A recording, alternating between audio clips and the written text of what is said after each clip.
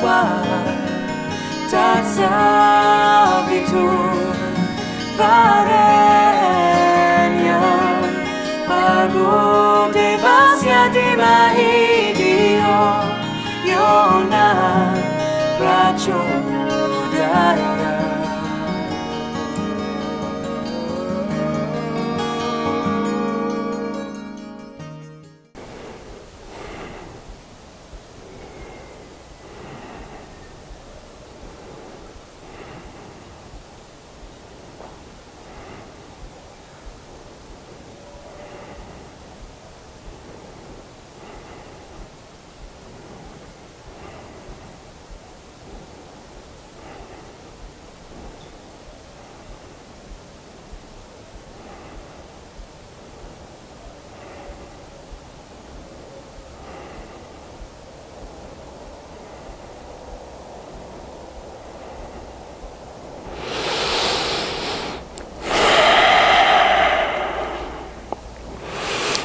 Et bonjour tout le monde. Vous l'aurez compris, aujourd'hui on va s'attaquer à Vrikshasana, l'arbre.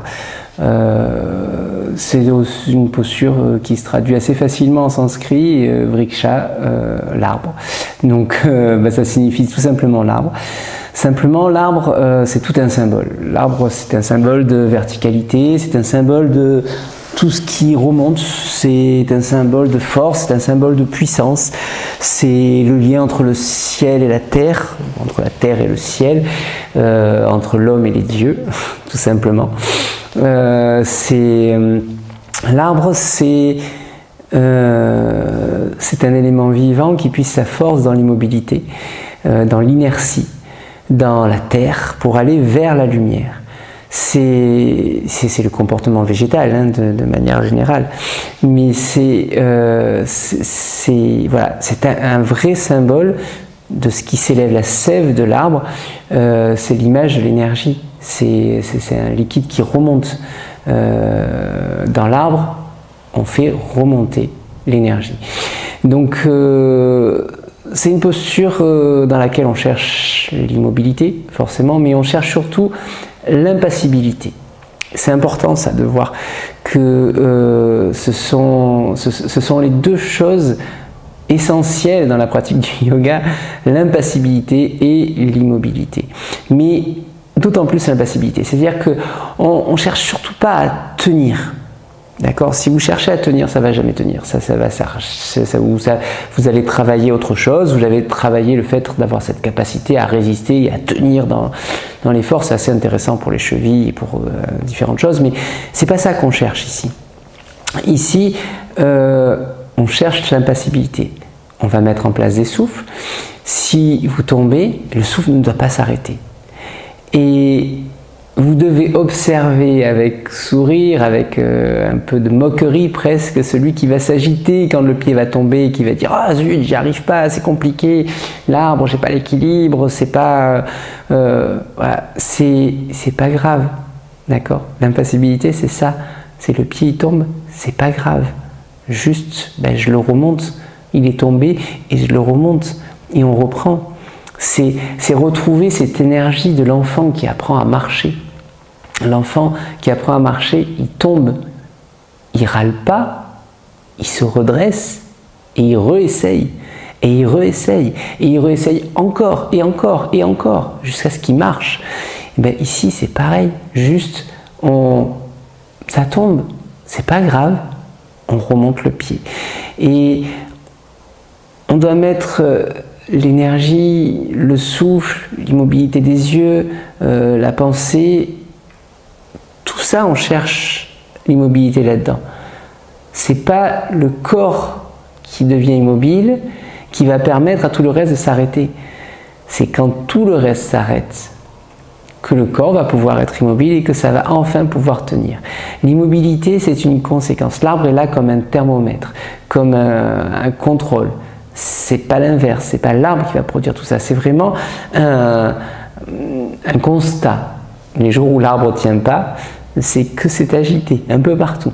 Donc voilà, simplement, il va falloir lâcher avec le fait de vouloir bien faire.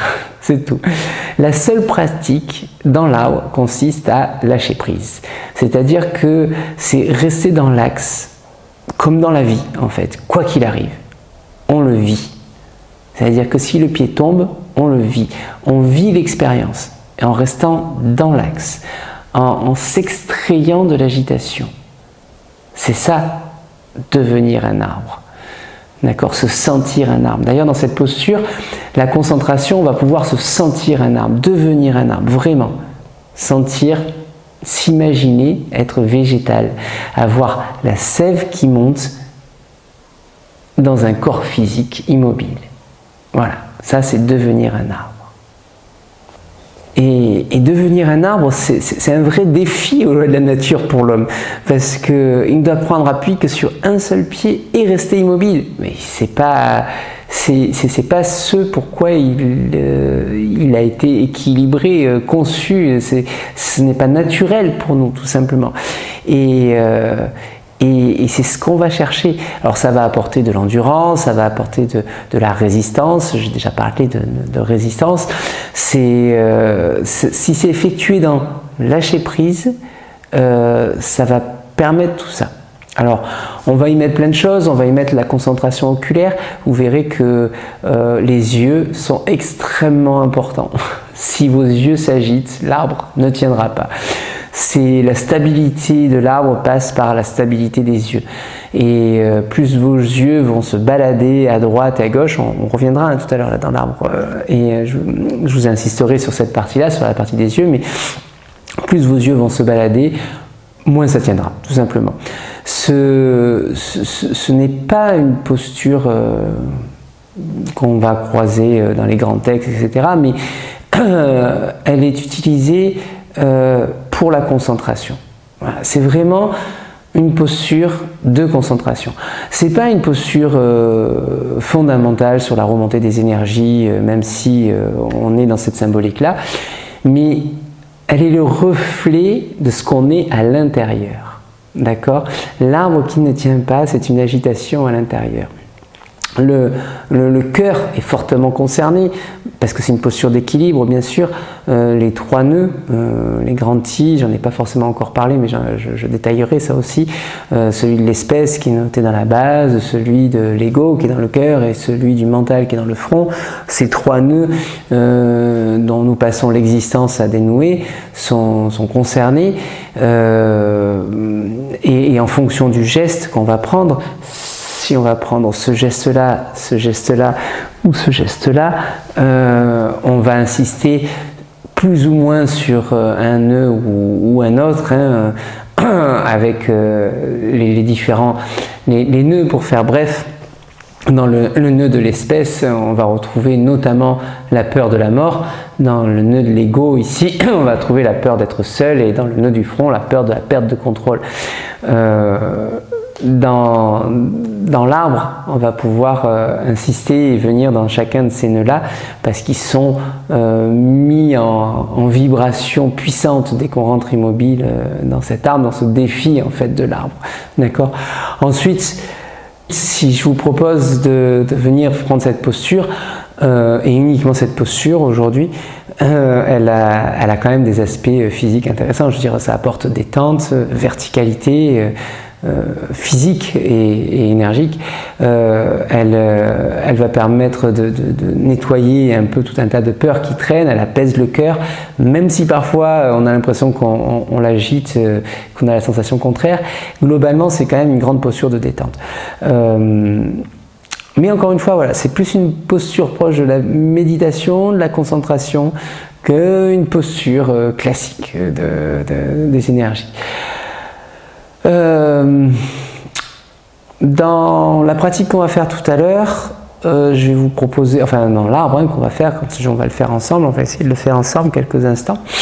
Je vous propose d'avoir un souffle libre, subtil, vraiment très léger. On va le pratiquer ensemble, proche du non-souffle, c'est-à-dire vraiment un souffle qu'on n'entend pas, un souffle presque imaginaire. Voilà, et dans ce souffle imaginaire, dans cette posture, je vais vous demander de vous imaginer un arbre. Alors ça peut être un arbre connu ou un arbre inconnu, ça peut être un arbre complètement imaginaire, voire stylisé. Souvent c'est ce qui se passe au début, mais voilà, on va le voir dans un premier temps devant, puis on va le laisser passer à l'intérieur pour se sentir l'arbre, que ce soit l'arbre connu ou inconnu, ou stylisé ou imaginaire, et puis on va le laisser passer derrière. D'accord? Si les yeux peuvent se fermer, les yeux se ferment, mais vous verrez que l'équilibre est difficile dès que les yeux se ferment. On les ferme quand l'arbre est dedans. Et on se centre à ce moment-là avec les yeux sur l'arbre, puissamment. Si vraiment vous avez besoin de garder les yeux ouverts, gardez les yeux ouverts bien sûr, hein, mais c'est voilà. Et dès que l'arbre se sera passé derrière, on va de nouveau avoir les yeux ouverts, mais il faudra vraiment sentir l'arbre, le tronc de l'arbre derrière, avec ses branches, ses racines, la sève, tout l'arbre dans sa totalité derrière. D'accord ? Si vous voulez explorer ensuite d'autres possibilités, vous pourrez prendre l'arbre en faisant tourner le souffle en 8 par exemple. Je vous rappelle le souffle en 8, j'inspire, ici je pars de la racine, je passe dans le cœur, je explore à droite, je monte en haut, je redescends de l'autre côté, elle expire, je repasse dans le cœur, je redescends, etc. Souffle en 8 par exemple. Ça peut le faire. Mais là, le thème, c'est vraiment de se sentir l'arbre, de se sentir devenir un arbre. Et pour ça, juste le souffle subtil, vraiment quasiment l'absence de souffle. C'est-à-dire on ne retient pas le souffle, hein, mais quasiment une absence de souffle.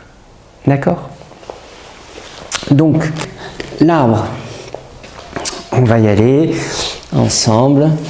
Ce qu'il y a de bien dans l'arbre, c'est que il n'y a pas 50 choses à faire. Simplement, on va venir placer un pied sur la cuisse à droite, à gauche, en fonction de là où vous voulez. Le pied peut être à plat sur la cuisse, il peut être positionné ici en demi-lotus, il peut être, si ça ne peut pas monter, sur le mollet, il peut être posé sur l'autre pied, chercher de la légèreté. Le pied peut être l'un sur l'autre avec les orteils qui touchent, mais faites attention à ne pas rentrer dans l'effort. Voilà. Ne cherchez pas de toute façon 50 astuces pour que ça tienne dans l'arbre. On s'en moque, d'accord? On s'en moque. Juste la concentration qui nous intéresse, d'accord? Pareil pour le geste des mains, les différentes variantes dans l'arbre vont principalement consister à avoir des gestes de main différents. Vous avez les mains ouvertes, ici par exemple, comme ça. Vous avez les mains en anjali, devant le cœur. Vous avez les mains posées sur la tête. Vous avez les bras tendus ici. Celle-là est sans doute la moins intéressante de toutes les postures de l'arbre, mais voilà, elle va garder son intérêt. Aujourd'hui, je vous propose de rester plutôt les mains devant le cœur, les yeux fixes sur un point, le souffle léger.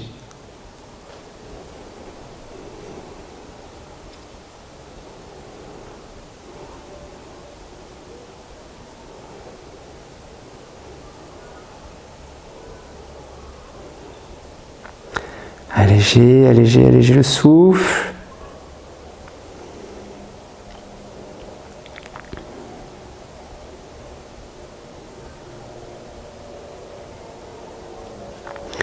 Visualisez l'arbre devant.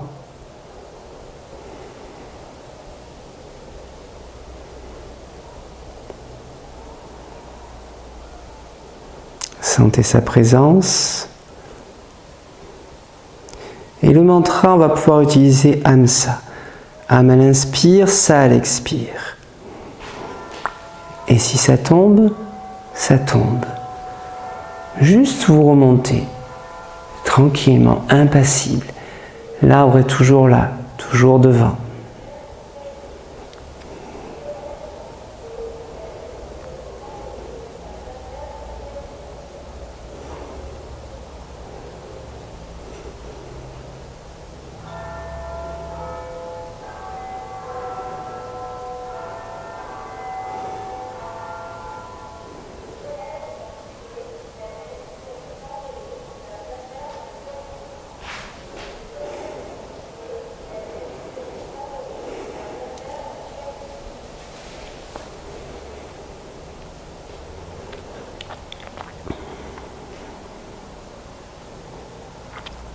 Et puis tranquillement, vous allez faire passer l'arbre à l'intérieur. Sentez l'arbre à l'intérieur de vous.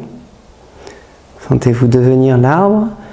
Et si la concentration le permet, laissez les yeux se fermer.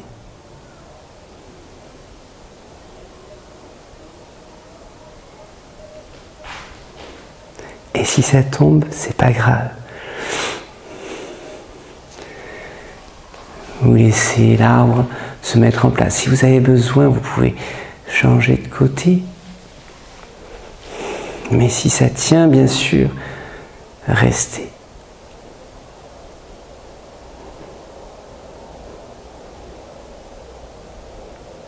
Le mantra Hamsa, la racine serrée, la langue retournée en Ketchari.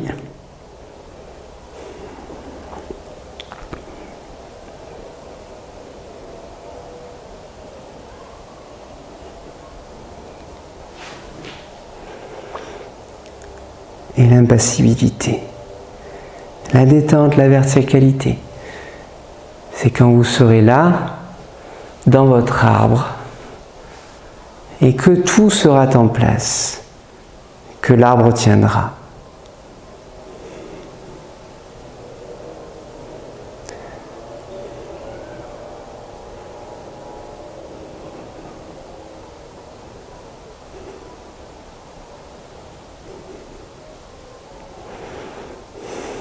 Laissez passer l'arbre derrière. Sentez l'arbre derrière, sentez son tronc, ses racines, ses branches, ses feuilles, sa sève.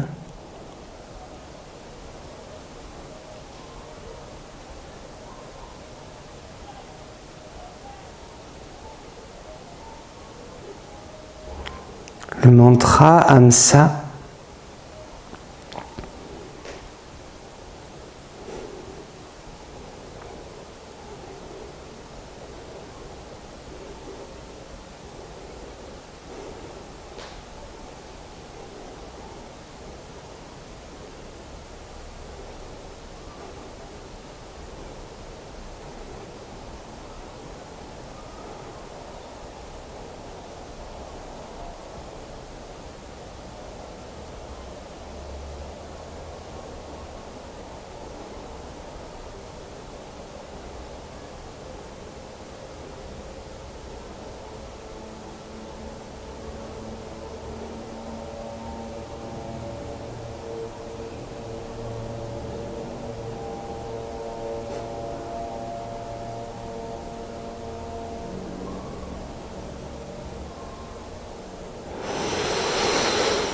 Expire, ramenez le pied sur le sol, ramenez les pieds l'un contre l'autre, écartez les bras, fermez les yeux, observez, ressentez.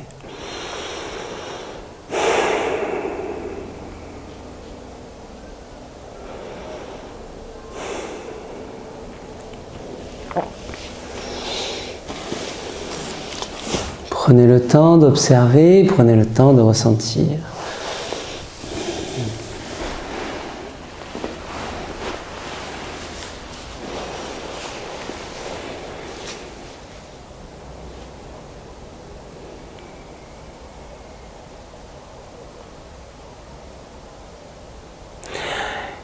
Et puis quand vous le souhaitez, inspirez, expirez, venez vous asseoir ou vous mettre dans l'embryon ou vous allonger sur le dos. Fermez les yeux et ressentez le sol.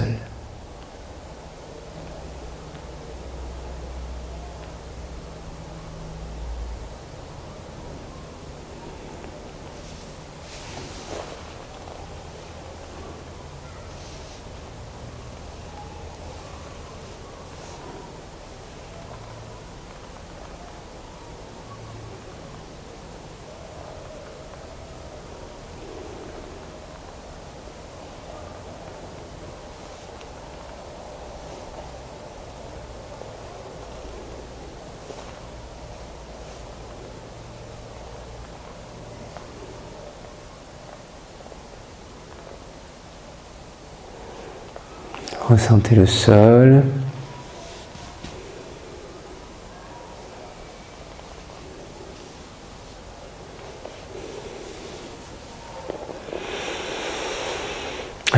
Inspirez, expirez, baillez.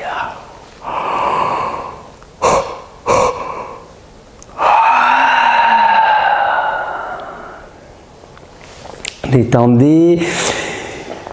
Voilà pour l'arbre.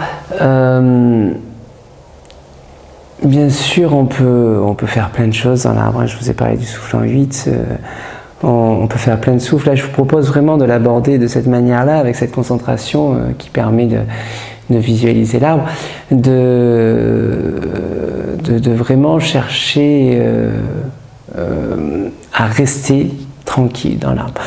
Mais à condition de lâcher. Encore une fois, si quand ça a lâché, vous restez 15 minutes dans l'arbre, c'est fabuleux. Rester en force 15 minutes dans l'arbre, c'est juste fatigant et énervant. Donc ça n'a pas d'intérêt. Donc c'est vraiment... la pratique de l'arbre doit dépendre du lâcher du moment. Et si ça ne veut pas lâcher, ben passez à autre chose. Passez pour ce jour ou passez à autre chose tout simplement. Mais essayez-le à un autre moment dans la journée peut-être. Et peut-être que vous trouverez d'autres saveurs. Voilà. Après, vous pouvez essayer quand même d'autres souffles dans l'arbre. Je vous ai parlé du souffle en 8. Vous pouvez essayer de passer avec la notion de ces 3 grands types. Peut-être que quelque chose s'éveillera dans ces 3 nœuds. Vous pouvez aussi passer de centre en centre avec Anuloma Viloma, le souffle par palier dont on parle régulièrement.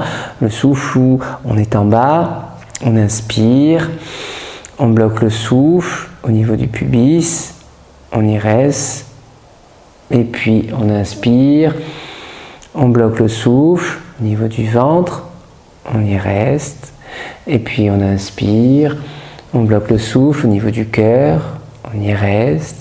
On inspire, on bloque le souffle au niveau de la gorge, on inspire jusqu'au front, etc. Donc, par exemple, ça peut être une possibilité de pratique de l'arbre avec Anuloma Viloma. Vous pouvez même faire Ajvini. Ajvini, c'est je contracte et je relâche le sphincter intérieur de l'anus, donc les muscles releveurs en fait derrière. Et donc par exemple, ça peut être vraiment un souffle ici puissant, à ce moment-là, ancré plutôt ce geste-là. Les yeux toujours posés sur un point fixe. Et puis...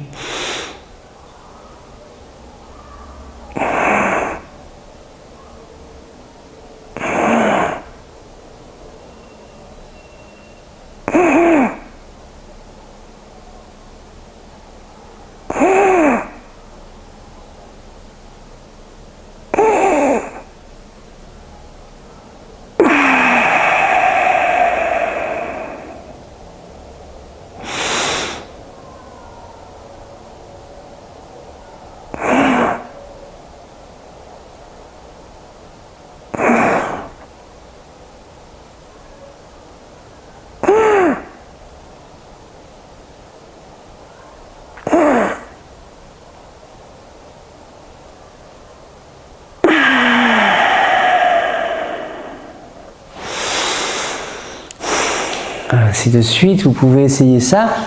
Vous pouvez faire l'arbre une fois avec le souffle en 8, une fois avec Anuloma Viloma, en faisant Ajvini, on contracte, on relâche la racine au-dessus de la racine, en gardant Mula Bandha. 2 fois par exemple dans chaque rétention, dans chaque palier. Vous pouvez faire le non-souffle. Voilà. La proposition, c'est celle du non-souffle. Allez explorer les autres possibilités, profitez, savourez, et puis vous me raconterez un peu ce qui se passe dans l'arbre.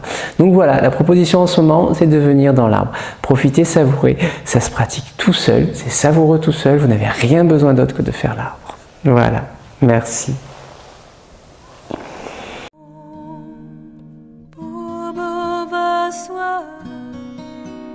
Tatsavitu Varenya